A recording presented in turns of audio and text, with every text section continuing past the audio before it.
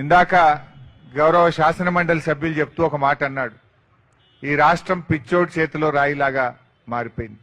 ఈ రాష్ట్ర ముఖ్యమంత్రి ఎప్పుడు ఏ తుగ్లక్ నిర్ణయం తీసుకుంటాడో, ఎప్పుడు ఏ పిచ్చి పనులు చేస్తాడో అర్థం కావడం లేదు. ప్రభుత్వం ప్రజా సమస్యలు పరిష్కరించాలి, ప్రభుత్వం ప్రజల కోసం పనిచేయాలి.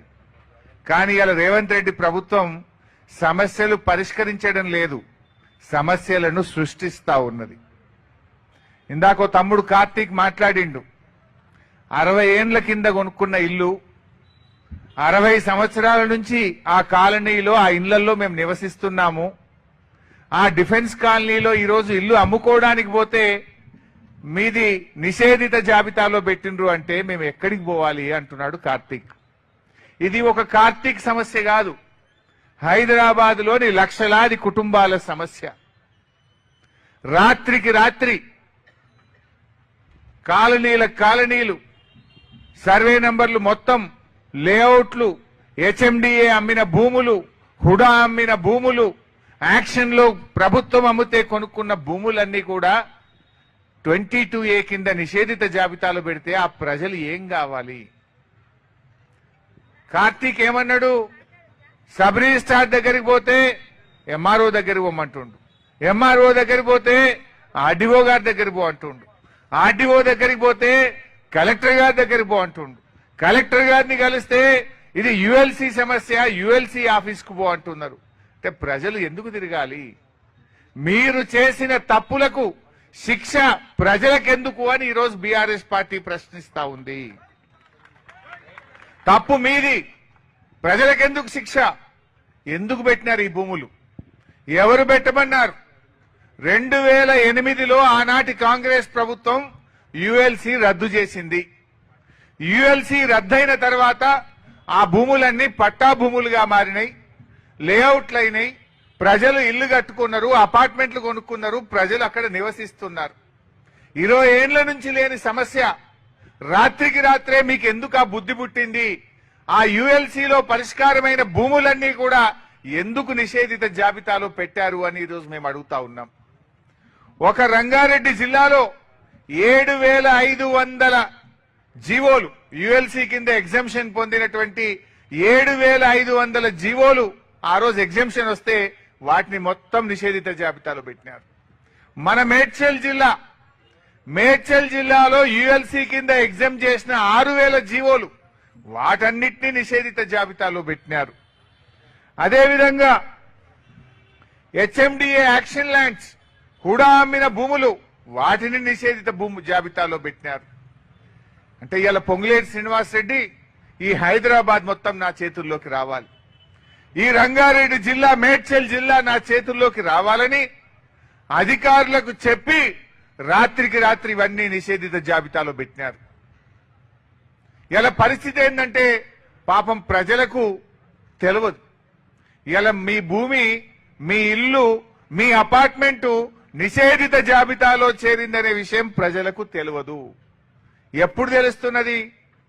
ఇందాక కార్తీక్ చెప్పిండు, అది అమ్ముదామని రిజిస్ట్రేషన్ ఆఫీస్కు పోతే ఛాలెంజ్ కట్టినాక లేలే ఇది నిషేధిత జాబితాలో ఉంది అంటే అప్పుడు నెత్తికి చేతులు పెట్టుకోవాల్సిన పరిస్థితి. అంటే పాపం ప్రజలకు వాళ్ళ ఆస్తి వాళ్ళకు కాకుండా పోయింది. మీ ఆస్తి ప్రభుత్వ భూమిగా డిక్లేర్ చేసిండ్రు, మీ ఆస్తిని నిషేధిత జాబితాలో పెట్టిండ్రు, మీ అపార్ట్మెంట్లను ఉంటున్నావు గానీ అపార్ట్మెంట్ ఇలా నీ పేరు మీద లేదనే విషయం ప్రజలకు తెలియకుండా పోయింది. 1 కాదు 2 కాదు, లక్షలాది ఆస్తులు పెట్టినారు, లక్షలాది అపార్ట్మెంట్లు, లక్షలాది ఇండ్లు, లక్షలాది ప్లాట్లను నిషేధిత జాబితాలో పెట్టి రాత్రికి రాత్రి ప్రజల్ని ఆగం చేసిండ్రు. నిన్న ఒక ఆయన అశోక్ రెడ్డి గారు తిలక్ నగర్ లో ఉంటాడు, నల్లకుంట ప్రాంతంలో. రాత్రి నాకు ఫోన్ చేసిండు. అశోక్ రెడ్డి, తిలక్ నగర్.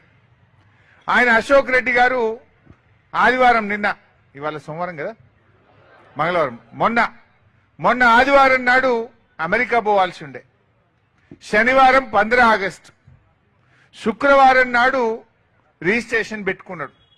ఆయనకు 450 గజాల్లో తిలక్ నగర్ లో ఇల్లు ఉన్నది. అది వాళ్ళ తాత తండ్రి నుంచి ఆయనకు వచ్చిన ఇల్లు. సో ఆయన అమెరికాలో ఉంటున్నాడు. ఆ ఇల్లు అమ్మాలని నిర్ణయం చేసుకున్నాడు, అడ్వాన్స్ తీసుకున్నాడు పైసలు. రిజిస్ట్రేషన్ ఆఫీస్ లో స్లాట్ బుక్ చేసుకున్నాడు, ఆదివారం అమెరికాకు టికెట్ బుక్ చేసుకున్నాడు, శనివారం ఏమో 15 ఆగస్టు సెలవు, శుక్రవారం నాడు స్లాట్ బుక్ చేసుకొని సబ్ రిజిస్ట్రేషన్ ఆఫీస్కు పోయింది. డాక్యుమెంట్లు కాగితాలు తీసుకున్నాడు, కొనటాయన అమ్మటాయన ఇద్దరు కలిసిపోయింది. స్లాట్ బుక్ అయింది, అంత ఎక్కిచ్చిండ్రు. ఇక లాస్ట్ సంతకం పెట్టేయాలకు వరకు నీది ప్రాహిబిషన్ లో ఉంది, నీ ఇల్లు నిషేధిత జాబితాలో ఉంది, రిజిస్ట్రేషన్ కాదు పో అన్నాడు. ఏడికి పోవాలి ఇప్పుడు? ఆయన అమెరికా టికెట్ క్యాన్సిల్ చేసుకోవాలనా, ఇక్కడ ఉండాలనా, తిరగాలనా, ఏం కావాలన్నా నేను టికెట్ క్యాన్సిల్ చేసుకుంటేనేమో సగం పైసలు పోయినాయి, అక్కడనేమో నా ఉద్యోగము నేను పోకపోతే నా జీతం కట్ అవుతుంది, ఇక్కడ ఉంటే ఇది ఎన్ని రోజుల్లో నిషేధిత జాబితాలో పోతుందో తెలియదు. సబ్ రిజిస్ట్రార్ని అడిగితే ఏమంటుండట, మాకు తెలియదు, గవర్నమెంట్ పెట్టింది, గవర్నమెంట్ని అడుగుపో అంటుండట. ఎంఆర్ఓ దగ్గరికి పోతే నాకు తెలియదు పో అన్నాడట. అటు ఇటు పోయి మన కాలేరు వెంకటేష్ ఎమ్మెల్యే గారు అక్కడ అంబర్పేటకు, ఆ నల్లకుంట తిలక్ నగర్ వెంకటేష్ గారికి వస్తుంది. వెంకటేష్ గారిని దొరకబట్టుకొని వెంకటేష్ గారి దగ్గర పోయినట్టు ఎమ్మెల్యే గారి దగ్గరికి. ఎమ్మెల్యే గారు ఆర్డీఓకి ఫోన్ చేసిండు. చేస్తే మాకు తెలియదు సార్, గవర్నమెంట్ పెట్టమంటే పెట్టినాం. గవర్నమెంట్ అంటే ఎవరు? పొంగులేటి శ్రీనివాసరెడ్డి. ఇప్పుడు పొంగులేటి శ్రీనివాసరెడ్డి ఏమంటుండ అమాయకంగా, అధికారులు తప్పు చేసినారు సారీ అంటున్నాడు. ఇప్పుడు దొంగతనం చేసిన దొంగ నేను దొంగతనం చేసిన సారీ అంటే మాఫ్ అయిపోతుందా? మాఫ్ అయిపోతుందా? తప్పుకు శిక్ష పడాలా వద్దా? తప్పు చేసిన వాడికి శిక్ష పడాలా వద్దా? ఇలా నువ్వు చేసిన తప్పుకు ఒకరు కాదు, ఇద్దరు కాదు, లక్షల మంది ఆగమైపోయింది.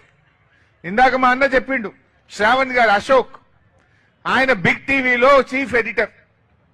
ఆయన భార్య బంగారం కుదబెట్టి 9% మిత్తికి తెచ్చి ఆయన దాచుకున్న పైసలు అన్ని పైసలతోని 40 లక్షలు కట్టి అపార్ట్మెంట్ కొనుక్కుంటే రిజిస్ట్రేషన్ ఆఫీస్కి పోగానే ఇది నిషేధిత జాబితాలో ఉందంటాడు. ఇప్పుడు పైసలు వాపసు రావు, ఇల్లు కిరాయి కట్టుకోవాలి, బంగారం మీద మిత్తి పెరుగుతున్నది, బ్యాంకులో తెచ్చిన అప్పుకు మిత్తి పెరుగుతున్నది. ఇప్పుడు ఆయన ఏమనుకున్నాడు, ఇల్లు కొనుక్కొని అనలేకపోతే కిరాయి తప్పుతుంది, కిరాయికి బదులు నేను బ్యాంకులో ఇన్స్టాల్మెంట్ కట్టుకుంటా అన్నాడు. ఇప్పుడు ఇన్స్టాల్మెంట్ తప్పలేదు, ఇల్లు రాలేదు, కిరాయి తప్పలేదు.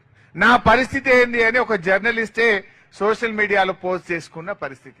ఇది ఒక అశోక్ పరిస్థితో, ఒక కార్తీక్ పరిస్థితో కాదు, లక్షల మంది ఇలా హైదరాబాద్ లో ఆగమైపోయింది.